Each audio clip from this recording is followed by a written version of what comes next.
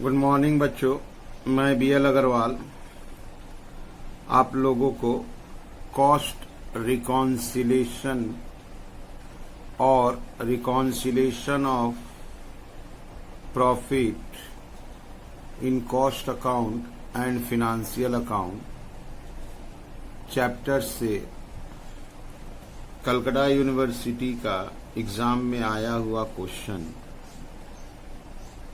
From 2012 onward उसको solve करके समझाने का कोशिश करूंगा।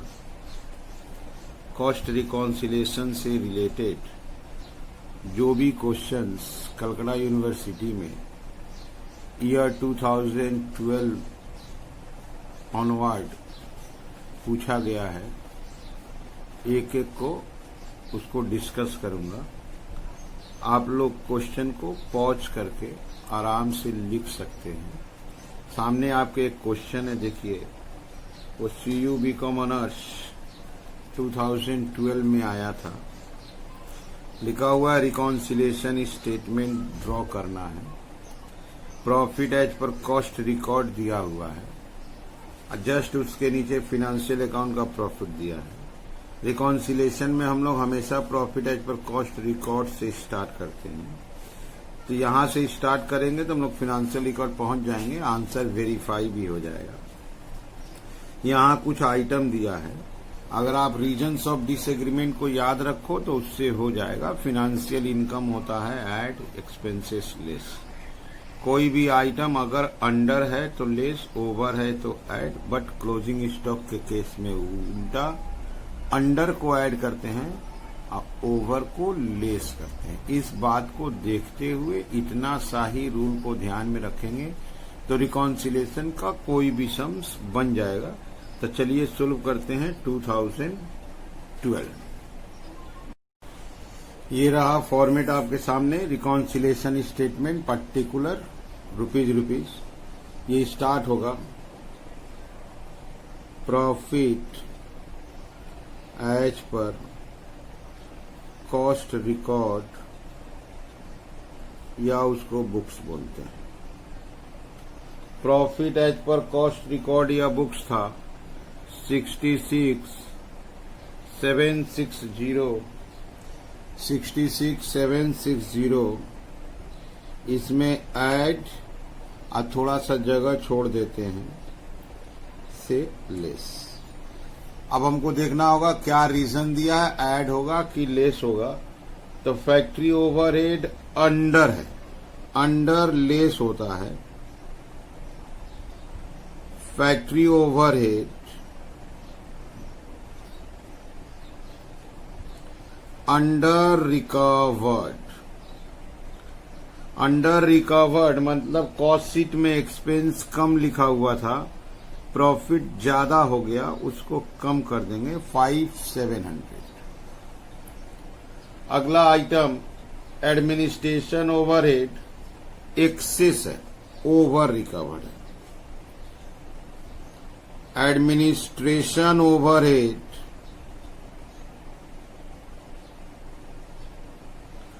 Over recovered,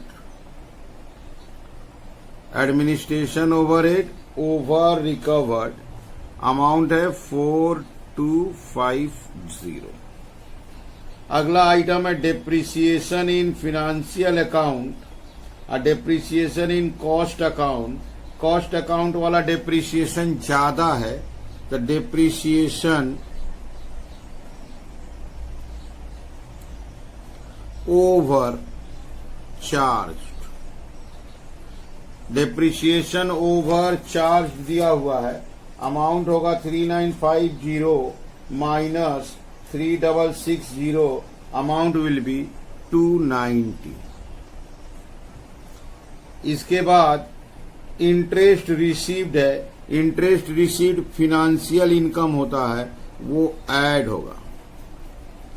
interest received financial income है, ऐड करेंगे 450। अगला item income tax financial expense होता है। इनकम टैक्स फिनेंशियल एक्सपेंस होता है, इनकम टैक्स को लेस कर देंगे 230। अगला आइटम स्टोर एडजस्टमेंट क्रेडिट है, क्रेडिट बोल देने से इनकम हो गया। Store adjustment, the word credit है, तो स्टोर एडजस्टमेंट क्रेडिट होने से इनकम हो गया। Amount is 420। डिविडेंड अपोर्शनड है in financial account, that is expense के रूप में है, तो डिविडेंड पेड कर देते हैं, एक्सपेंस के रूप में है 860। और एक आइटम है लॉस ड्यू टू थेफ्ट, ये भी फिनेंशियल एक्सपेंस हुआ, लॉस ड्यू टू थेफ्ट, ये भी लेस में ले लिए 260। अब आंसर करना है, इसको प्लस कर देते हैं,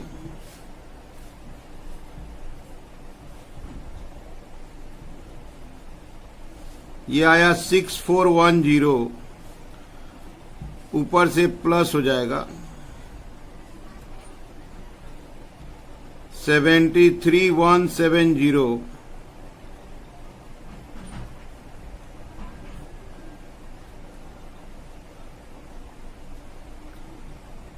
सेवन 7050,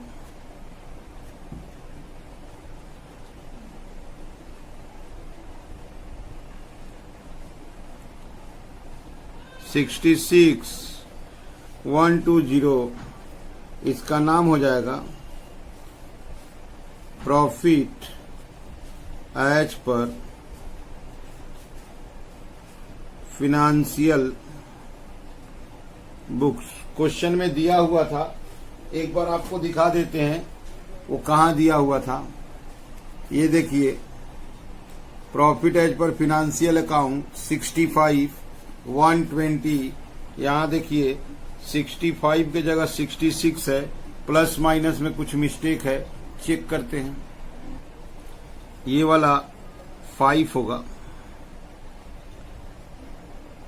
5410, तो ये 72 हो जाएगा, और 72 के बाद ये 65 हो जाएगा। ठीक है, तो ये प्लस माइनस का मिस्टेक। ठीक है, अब आगे अगले ईयर की तरफ बढ़ते हैं। इन द ईयर 2013 देखिए, एक क्वेश्चन पूछा, state the advantage of integrated accounting system. ये जस्ट एक थ्योरेटिकल क्वेश्चन है। ठीक है, कॉस्ट रिकॉन्सिलेशन का जो क्वेश्चन होता है, इसमें कॉस्ट बुक अकाउंटिंग के साथ मिक्सअप चैप्टर है। ये कॉस्ट बुक कीपिंग का थ्योरी है, ये रिलेटेड लेक्चर में हमने रखा है। यहां पूछा हुआ देखिए, एडवांटेज ऑफ इंटीग्रेटेड। आप लोग चाहो तो इसको पॉज करके आराम से लिख सकते हो, एडवांटेज ऑफ इंटीग्रेटेड। इसमें एक एडवांटेज है, कॉस्ट और फिनेंशियल दोनों एक ही जगह मेंटेन किया जाता है, तो रिकॉन्सिलेशन बनाने का जरूरत नहीं है, दोनों एक जगह है तो टाइम का बचत है। सेंट्रलाइज्ड अकाउंटिंग सिस्टम है तो एक्सपेंस का बचत है, इकोनॉमिकल होता है। ठीक है, ये कॉस्ट और फिनेंस दोनों का इंफॉर्मेशन सप्लाई करता है, तो ये इसका एडवांटेजेज है। इसको आप लोग आराम से पॉज करके लिख सकते हो। अब आते हैं प्रैक्टिकल क्वेश्चन की तरफ। तो ये एक क्वेश्चन दिया है, इसमें प्रॉफिट देखिए, यहाँ कॉस्ट रिकॉर्ड में प्रॉफिट दिया है, 2-4 ट्रांजैक्शन दिया है। ये कॉस्ट बुक है, अगर यहाँ फिगर छोटा है तो अंडर, बड़ा है तो ओवर। जैसे ये वाला केस अंडर है, ये ओवर है, ये ओवर है। ये देखिएगा सेलिंग एक्सपेंस अंडर है, डेप्रिसिएशन देखिए ओवर है, और रेंट रिसीव्ड फिनेंशियल इनकम है। इसको लेके जस्ट हम लोग को एक रिकॉन्सिलेशन स्टेटमेंट बनाना है। चलिए देखते हैं कैसे बनेगा। ये रहा आपके सामने फॉर्मेट। स्टार्ट करने का तरीका होता है, profit as per cost accounts, profit as per cost accounts का फिगर था 39,540, 39,540। इसमें कुछ ऐड करना होगा, कुछ लेस करना होगा। पहला आइटम था स्टॉक का, स्टॉक ओवर था, कॉस्ट में ज्यादा था। अगर कॉस्ट में ज्यादा है तो ओवर बोलते हैं, कॉस्ट स्टॉक से over valued, cost stock over valued amount है 400।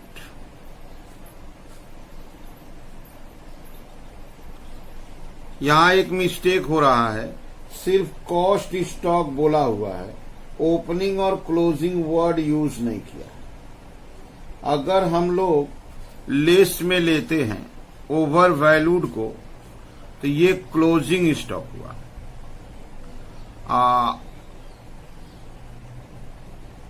तो यहां एक डाउट रह जा रहा है, तो अपने को तो यहां कुछ ना कुछ एडजस्ट करना होगा। एज्यूम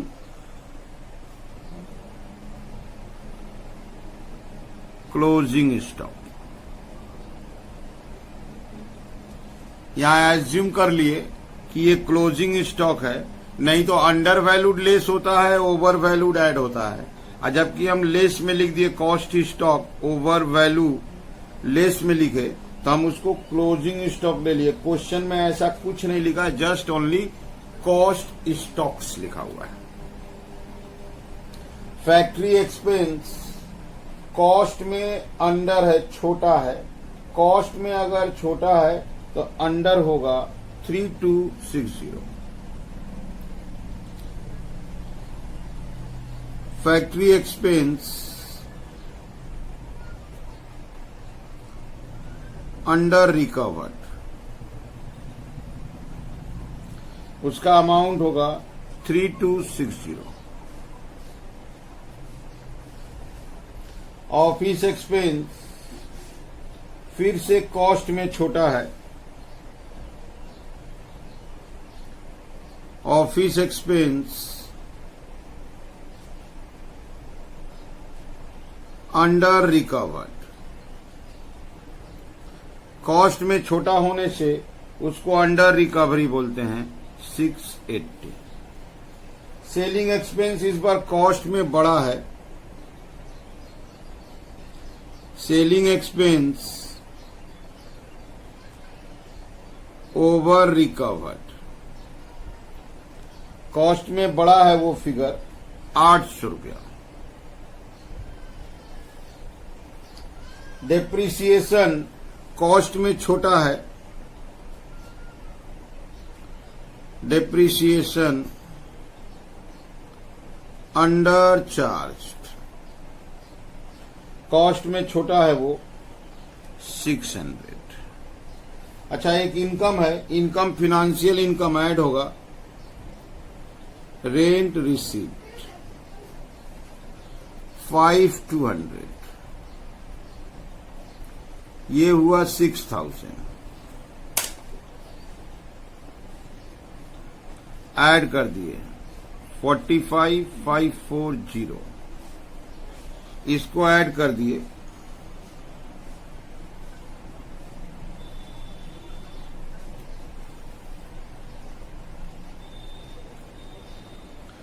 4940, यहां आंसर आ जाएगा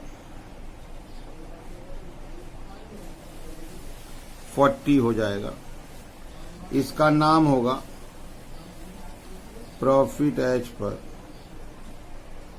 फिनेंशियल अकाउंट। अच्छा, आपको एक बार क्वेश्चन फिर से दिखा देते हैं। ये रहा क्वेश्चन, ये देखिए कॉस्ट रिकॉर्ड ये है, ये फिनेंशियल रिकॉर्ड है। ये अगर छोटा है तो अंडर, यहां देखिए जैसे फैक्ट्री एक्सपेंस में छोटा है, ऑफिस में छोटा है, सेलिंग में बड़ा है। यहां देखिए डेप्रिसिएशन में छोटा है। ये कॉस्ट स्टॉक वाला जो डिस्प्यूट आया था अपने सामने, सिर्फ कॉस्ट स्टॉक लिखा है, ठीक है। तो ये देखिए कॉस्ट स्टॉक यहां पे ज्यादा है ओवर। अगर ओपनिंग है तो ऐड है, अब क्लोजिंग है तो लेस है, तो हम इसको क्लोजिंग मान लिए। हमारा मानना है कि ये कॉस्ट स्टॉक मिसप्रिंट है, ये क्लोजिंग स्टॉक होना चाहिए। अच्छा, आंसर वेरीफाई नहीं कर सकते क्योंकि फिनेंशियल अकाउंट का आंसर नहीं दिया, ठीक है। तो ऐसा अगर कोई डिस्प्यूट होता है क्वेश्चन पेपर में, you have to adjust it, okay. ये नेक्स्ट क्वेश्चन रहा, 2015 का है। 14 में रिकॉन्सिलेशन का कोई सम नहीं था। यहां पे देखिए ये एक प्रॉफिट एंड लॉस बनाया हुआ है, trading profit and loss account. यहां नेट प्रॉफिट दिया हुआ है। ये जो इंफॉर्मेशन थोड़ा सा दिया हुआ है, इससे हम लोग कॉस्ट शीट बनाएंगे।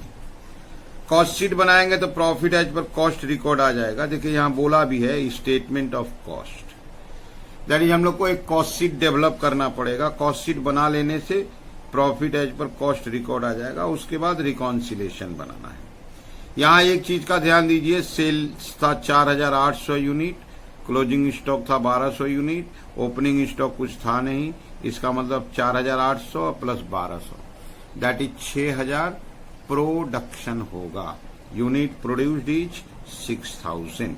कोई फिनेंशियल एक्सपेंस या फिनेंशियल इनकम नहीं है। हमको एक कॉस्ट शीट बनाना है, कॉस्ट शीट के बाद रिकॉन्सिलेशन बनाना है।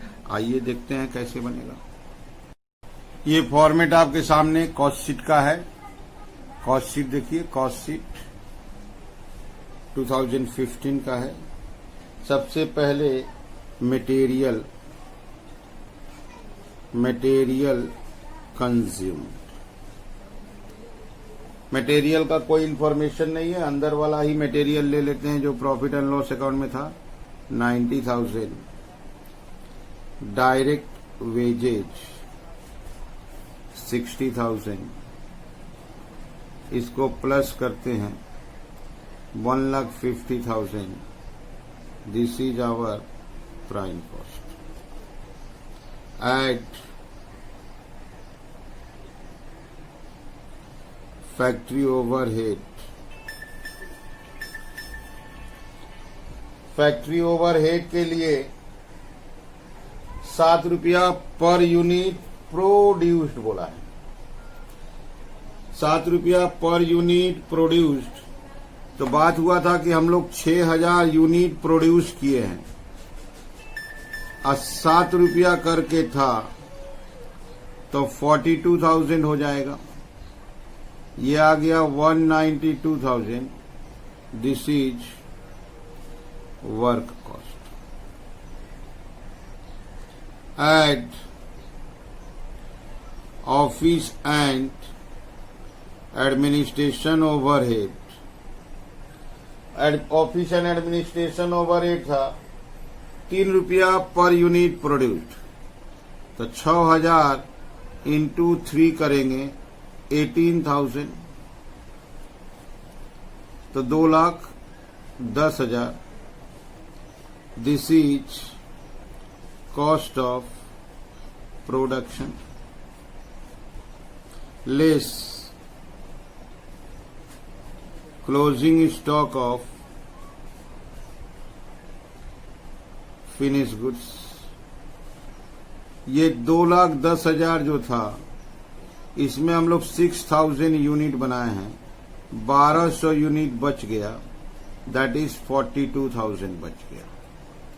तो यहां आ जाएगा 168 होगा। Cost of goods sold. अच्छा, इसको टोटल कॉस्ट लिख देंगे, सेलिंग खर्चा नहीं है। Add profit balancing figure sales. Sales तो वही ले लेंगे, सेल्स है 1,92,000। तो प्रॉफिट हो जाएगा 24,000। अब ये 24,000 जो प्रॉफिट आया, अब यहां से हम लोग छोटा सा रिकॉन्सिलेशन बना देंगे। हम लोग का फिनेंशियल में प्रॉफिट कुछ और था और यहां पर 24 आया, ज्यादा आइटम नहीं है, छोटा सा रिकॉन्सिलेशन में हो जाएगा। ये रिकॉन्सिलेशन सामने रख दिए।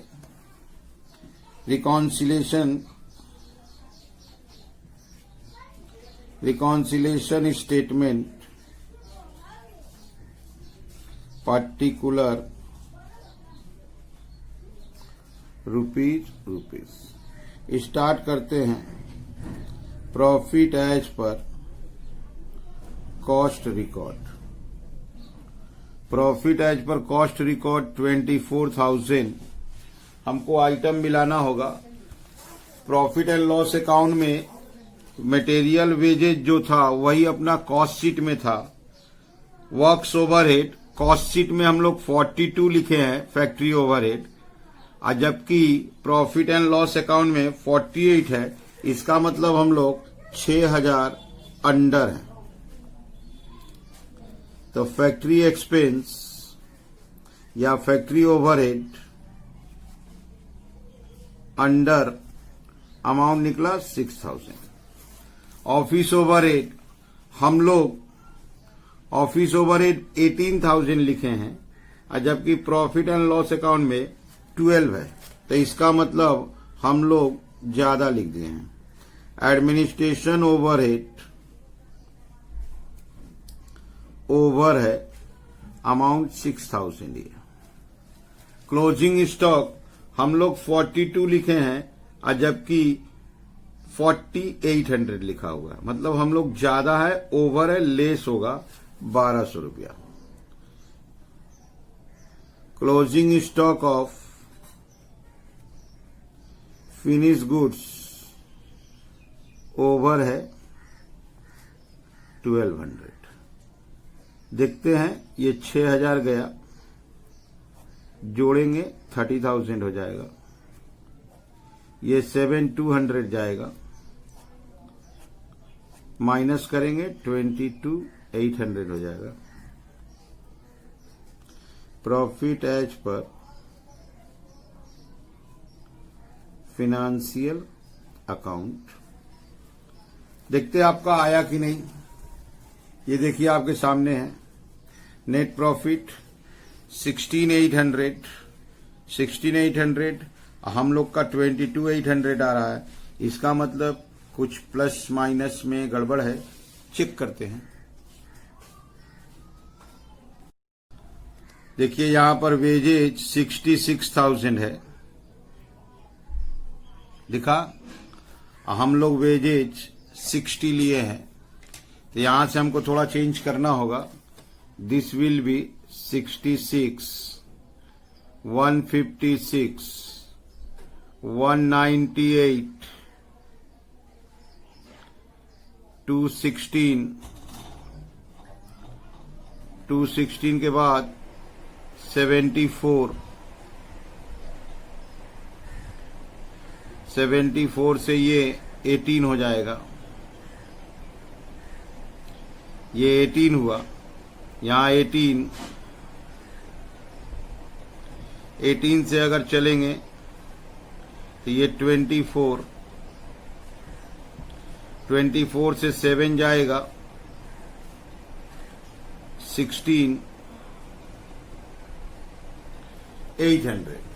ये 16,800 आया, तो इसका मतलब वेजेस देखने में भूल हुआ था। ठीक है। नेक्स्ट क्वेश्चन 2017 का है, 16 में नहीं दिया था क्वेश्चन। इसमें पहले थ्योरेटिकल है। What is integrated system of cost account. Integrated system of cost account ये रहा उसका थ्योरी। इसको आप पॉज करके आराम से लिख सकते हो। What do you mean by integrated accounting system. Under this system cost और फिनेंशियल के लिए एक ही बुक लिखा जाता है। एक ही बुक में कॉस्ट का ट्रांजैक्शन और फिनेंशियल का बुक लिख देते हैं। कोई अलग अलग बुक मेंटेन नहीं कर सकते हैं। वो एक ही बुक है जो कॉस्ट से रिलेटेड डाटा भी हमको सप्लाई कर देगा। कॉस्ट से रिलेटेड डाटा होता है cost of the job, process, एक वर्क का क्या वैल्यू पड़ा, और फिनांस से रिलेटेड डाटा भी सप्लाई कर देगा, क्या प्रॉफिट लॉस हुआ, बैलेंस शीट बना दिया जाएगा। ये इसका डिफिनीशन है, इसको पहुंच करके आप आराम से लिख सकते हो। अब रहा सवाल इसमें, ये देखिए एक रिकॉन्सिलेशन स्टेटमेंट बनाना है। जैसा कि हम जानते हैं कि हम लोग को स्टार्ट करना होगा profit as per cost record, वो दिया भी है। यहाँ से लाइन से आइटम्स दिया हुआ है, कोई भी एक्सपेंसेस अंडर है लेस होगा, ओवर है ऐड होगा। ओपनिंग स्टॉक अंडर है लेस होगा, ओवर है ऐड होगा। लेकिन क्लोजिंग स्टॉक के केस में उल्टा करेंगे, फिनेंशियल एक्सपेंसेस लेस करते हैं और फिनेंशियल इनकम ऐड करेंगे। देखते हैं कैसे बनेगा। ये रहा फॉर्मेट, स्टार्ट करेंगे profit as per cost accounts. Profit as per cost accounts 66,760 है। एड लेस, पहला आइटम है factory overhead under recovered. Under है तो लेस होगा। फैक्ट्री ओवरहेड अंडर रिकवर्ड, इसका अमाउंट है 5,700।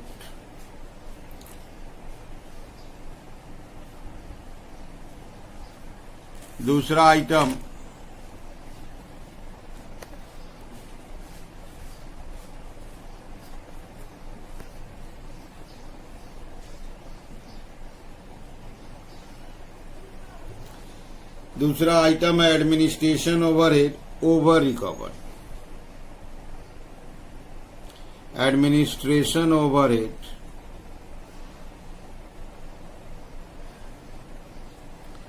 ओवर रिकवर्ड, इसका अमाउंट है 4,250। डेप्रिसिएशन कॉस्ट शीट में ज्यादा है, कॉस्ट शीट में अगर ज्यादा है तो ओवर हो गया। Depreciation over charged, cost sheet में ज्यादा है 290।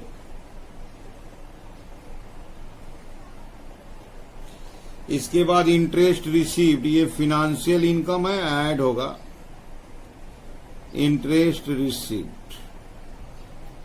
Interest received financial income add 450।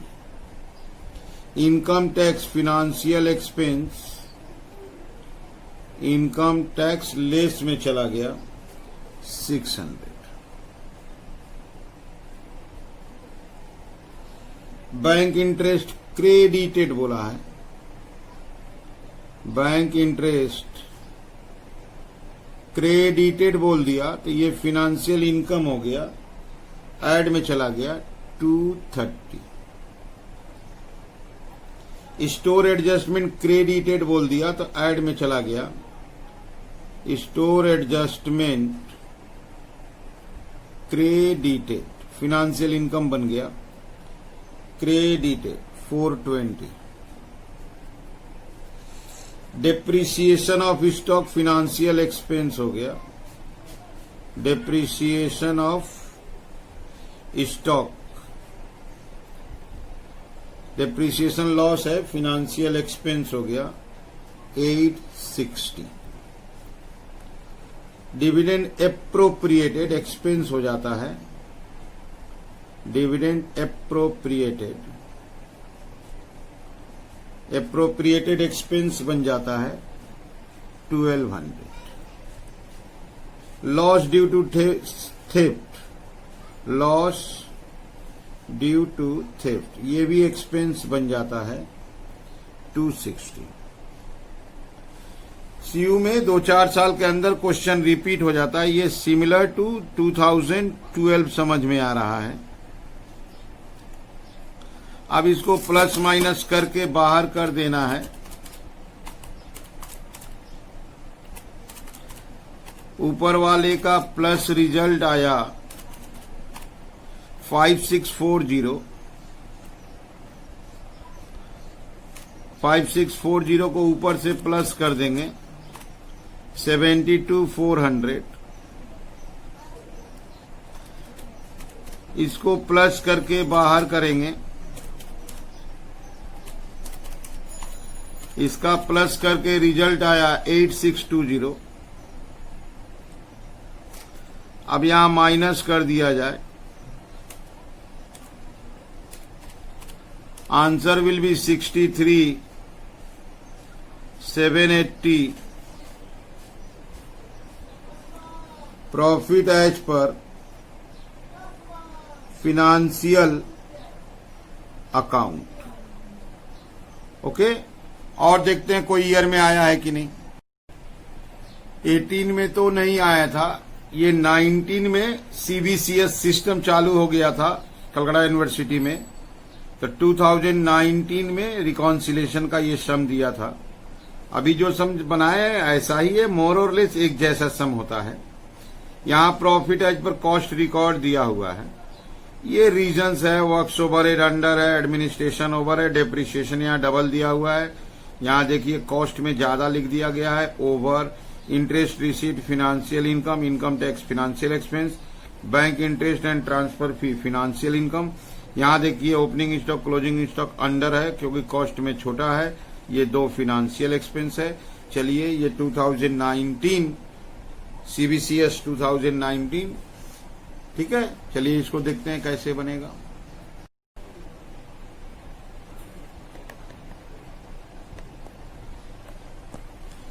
ये फॉर्मेट सामने रख दिए, स्टार्ट करेंगे profit as per cost record. Profit as per cost record या अकाउंट बोलते हैं उसको। अमाउंट है 86,200। अब यहां पे कुछ ऐड करने के लिए यहां कुछ लेस करने का जगह रख देते हैं। वर्क्स ओवरहेड अंडर है, लेस होगा works overhead under recovered,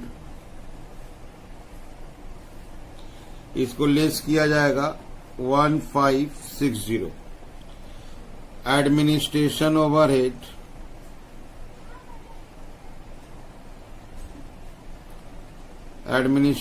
overhead over recovered add होगा 850।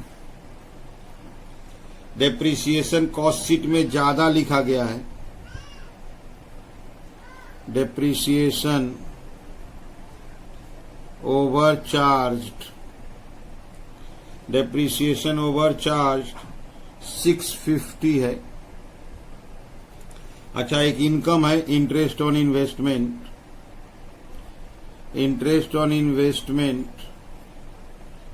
ये इनकम होता है। इंटरेस्ट ऑन इन्वेस्टमेंट ये 4000 है। इनकम टैक्स एक्सपेंस होता है, लेस होगा। इनकम टैक्स फिनेंशियल आइटम हुआ 2150। अच्छा, bank interest and transfer fee income होता है। Bank interest and transfer fee income है, ऐड कर देंगे 375। अच्छा, ओपनिंग स्टॉक कॉस्ट शीट में कम लिखा है, अंडर वैल्यूड हो गया। Opening stock undervalued, cost sheet में कम लिखा हुआ है 1500। Goodwill written off financial expense है, goodwill written off financial expense है 5000। Loss on sale of furniture financial expense है, loss on sale of furniture financial expense है 600। अब आंसर करना होगा।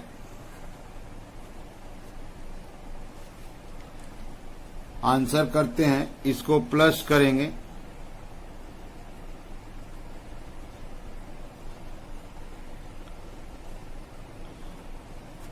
ऊपर से प्लस हो जाएगा। अब ये प्लस होगा,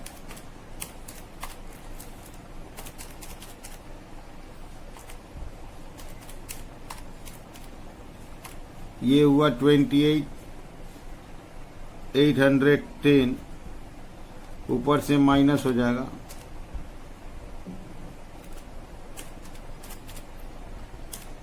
$63,265। Profit as per financial records. तो ये जो हमारा रिकॉन्सिलेशन का पार्ट है, इस रिकॉन्सिलेशन के पार्ट में हमने CU 2012 से ओनवर्ड 2019 तक कॉस्ट रिकॉन्सिलेशन का जो भी क्वेश्चन आया था उसको बना के दिखाया, समझाने का कोशिश किया। आपको अगर समझ में आ रहा हो, अच्छा लग रहा हो, तो ये मेरा चैनल है 3A एकेडमी, इसको सब्सक्राइब कीजिए, लाइक कीजिए। और किसी ईयर का कोई भी सॉल्यूशन चाहिए तो आप हमको इस नंबर पे व्हाट्सएप कीजिए, ठीक है। Okay, thank you, bye.